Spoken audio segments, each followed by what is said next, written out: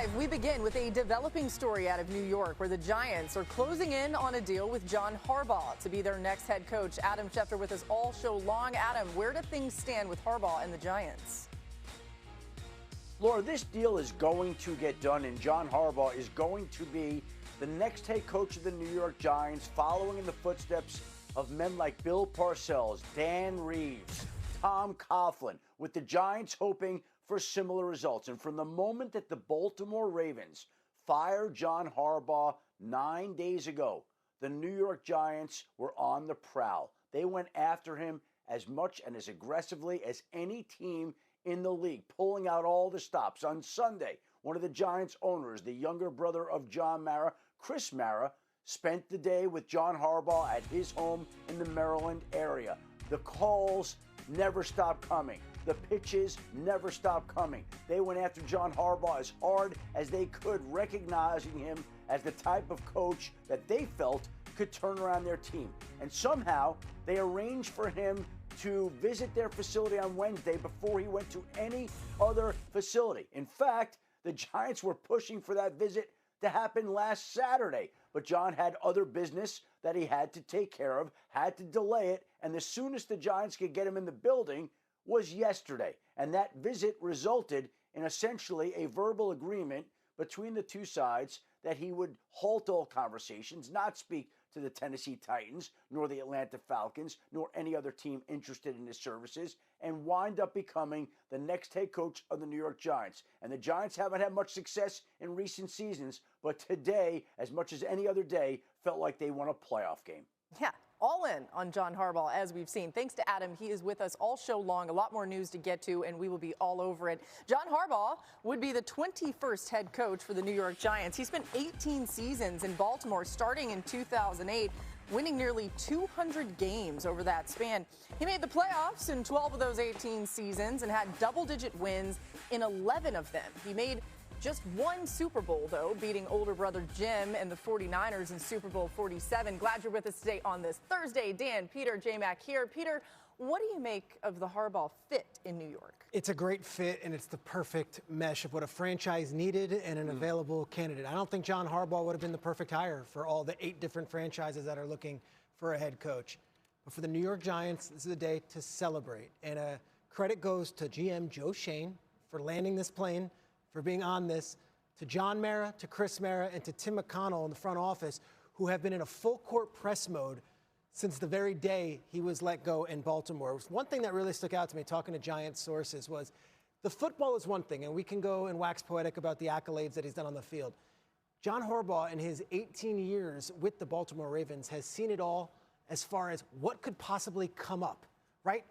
You think about the football side of it. They lost an AFC championship game in Baltimore when Billy Cundiff missed that field goal and Lee Evans dropped the pass. The very next year, they go back into that building in Foxborough and they get over the hump. They've dealt with tragedies. Torrey Smith's brother passing away on a Saturday, and then on Sunday going and beating the Patriots in a game where the team galvanized, ran together.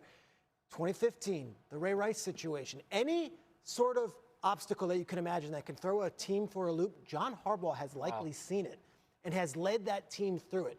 So for a Giants franchise right now, which for the last couple of years has been a bit in flux, this brings stability. There's an adult in the room, and there's an excitement from the fan base. And I can tell you, from front office to ownership, they believe they hit a home run. Yeah, for years now, the Giants, for the most part, have been like a punchline, right? Everyone's made fun of them. There's been blips, you know, the first year of Brian Daboll. But other than that, everyone's like, oh, you're the Giants. You're the Giants. To your point, it's a new era. And it feels like a new era. And I also would say this, I don't think that there's many coaching hires that I can remember that instantly took losing culture, winning culture overnight. There's now expectation in New York. If they had hired some of these other coaches, there would have been this hope. And fingers crossed, and we could have sat here and told everybody all the good things and this and that. Now there's an expectation.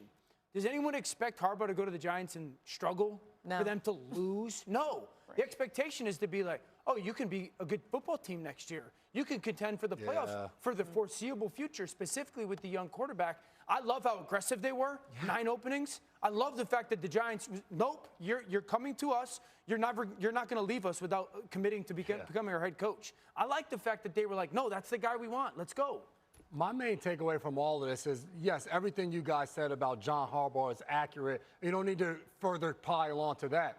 The fact that he chose the Giants, you just said that they've kind of been a punchline over the last several years. He didn't even go on any other in-person visits. So to me, this speaks volumes of, first, Jackson Dart. So for John 100%. Harbaugh, you're looking across the league, you're looking at the openings. What makes the most sense? We say it every single day we come on these shows. You can't win unless you have a quarterback. So the fact that he chose the Giants means that he thinks Jackson Dart can win a Super Bowl. That's the caliber quarterback. And then it also talks to ownership.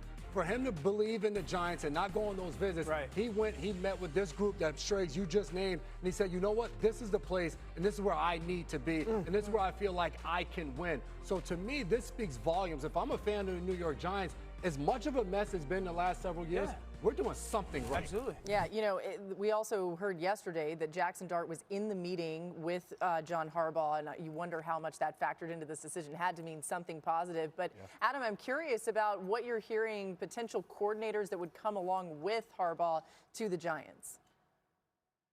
Yeah, before we get to that, Laura, let me just say this, that as much work as the Giants put into John Harbaugh, I think he put that much work into them. He was calling around, studying tape of Jackson Dart, talking to Tom Coughlin about what it's like to work for the Giants, talking to Bill Belichick about what it's like to work for the New York Giants. He had a full scouting report and knew exactly what he was getting. And even though there were a lot of Giant fans that wanted Joe Schoen to be out the door, John Harbaugh was willing to work with him and move forward with him at the helm. As for his coaches and his coordinators, that is not final. Look, there are some people on his staff in Baltimore that he'd like to bring with him. Some people have brought up the name Todd Monken. Possibility. But Todd Monken also is interviewing for the Cleveland Browns head coaching job, interviewed yesterday for the Buccaneers offensive coordinator job, and I'm told it's not an automatic foregone conclusion that the two will be together next season. Anthony Weaver on the defensive side of the football has worked for John Harbaugh in Baltimore, would be a name to watch on the defensive side. There's a lot of names, but I think this is still sorting itself out. Some of them will come to a head here in the coming days and weeks. But Dan also mentioned the fact that you're expecting a culture shift and a change overnight. What the Giants are looking for and expecting really is what Mike Vrabel did for New England over the last year. Mike Vrabel came into a franchise that was in last place with top picks every year in recent years, and all of a sudden, lo and behold, the Patriots win the division and are the number 2 seed this year in the AFC, and a lot of that is because of their new head coach, and the Giants are looking for similar results. You know why Adam Schefter's really good? Because this morning, everyone online said, oh, well, Todd Monken's coming with him, Todd Monken's coming with him, and I have very good sources saying Todd Monken's still interviewing for the Cleveland job and can very well get the Cleveland head coaching job. That's how well he interviewed his first round of interviews with them. So don't just put Todd Monken there because it seems everyone on Twitter said so. I'm going to give you a lot of names, but these are some of the names that you will be heard linked to the Giants as coordinator jobs, and all of them are noteworthy. You could go Monken if he doesn't get that Cleveland job, or he opts not to go to Tampa where he's worked before and loved working there. Mike Kafka was there last year. They love him in the building. As an interim coach, he did a good job with those young guys. Everyone's talking about Schillhouse. Kingsbury's a possibility. Tommy Reese. Charlie Bullen was the interim defensive coordinator last year. They loved him in that building. Jonathan Gannon, Anthony Weaver, Zach Orr, Jim Schwartz if he's not with Cleveland or elsewhere. And, of course, their names can go even more. But I would be very careful without the rest of the head coaching hires being done, putting anybody on the staff yet. That is how coveted a guy like Monken will be. That is how coveted a guy like Weaver will be. Be patient. If you're a Giants fan, enjoy Harbaugh. We'll fill the rest of the staff out as it go. I get the be patient thing. If I'm the Mara family, if I'm Joe Schoen, and you're Coach Harbaugh, and you don't get Todd Monken, you better know that you're going to get somebody that's number 2 on your list. That better have been a conversation. Wait, so really fast, you think Monken's the best fit for Jackson Dart? If out of those people, and really the guys that we've seen tied to Harbaugh, yes. If I could pick one, it would be Monken. If he's not going to get Monken, you better be pretty dead set on knowing who your number 2 guy is. Because as much as I love and have a great amount of respect for Coach Harbaugh, how much Dart progresses and develops will really determine if this is as good as we expect it to be or not. If I can handpick the guy, it'd be Schillhouse or Tommy Reese. Those would be my next 1-2. Because the youth, the understanding of the game, the attachment to McVay and that tree, that would be huge for me. The detractors to the Harbaugh hire, and there are some around the league who whisper everyone wants to knife everyone in the back, is that here's a man in his 60s who does not call plays on either side. So, yes, you get stability, you get that. But to your point, I think the OC hire with Jackson Dart is obviously Harbaugh's the name, but like, who's Jackson Dart's coach moving forward? Because we don't want to have 9 coordinators in 9 years with this guy. And I know we got to go really quickly, but he mentioned Mike Vrabel. Josh McDaniels was who he hired. Somebody that's been a rock star as an offensive coordinator. Yeah, Adam, you're hearing these names that we're throwing around. How realistic? What do you hear about where they may go, specifically at the OC job? I think that's a little bit more important here. I think one of the least talked about storylines in the NFL right now, we're talking about the 8 openings that exist at head coach after John Harbaugh officially fills that Giants job. I think one of the least talked about storylines that hangs out there that even impacts the head coach hiring cycle is the number and quality of offensive coordinator openings out there right now. Take a look at this.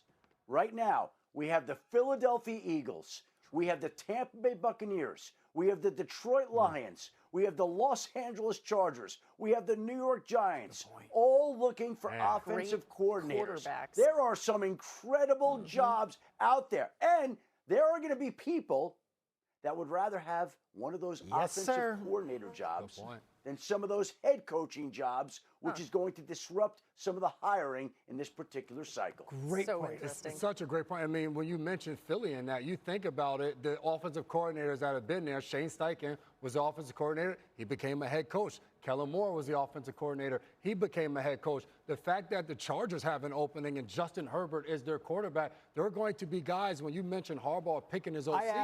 I asked Dan last week at this very table when McDaniel got fired, would you rather be the offensive coordinator of a team like Baltimore or a team like the Chargers or the head coach of a team like Arizona or Cleveland? And you said, give me the offensive coordinator. Absolutely.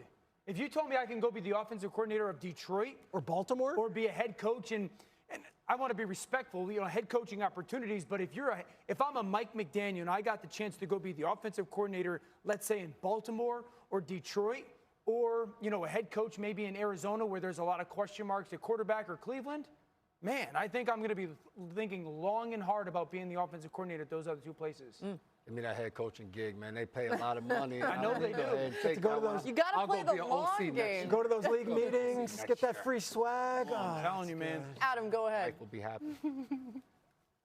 Well, Dan keeps putting his name in the ring for the Lions offensive coordinator job. He's done it once again today. So we know that he wants that job. He's made that very, very clear. I love Detroit. Okay.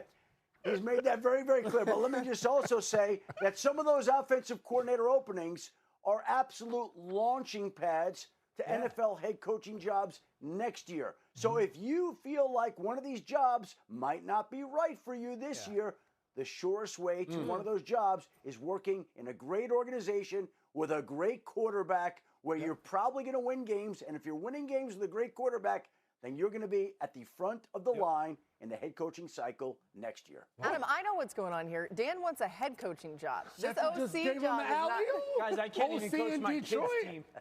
Dan, really, okay, in all seriousness. Go to commercial. No, as good as it's the a hard players. no. Go to commercial. Oh, well, okay. Adam, breaking news. We got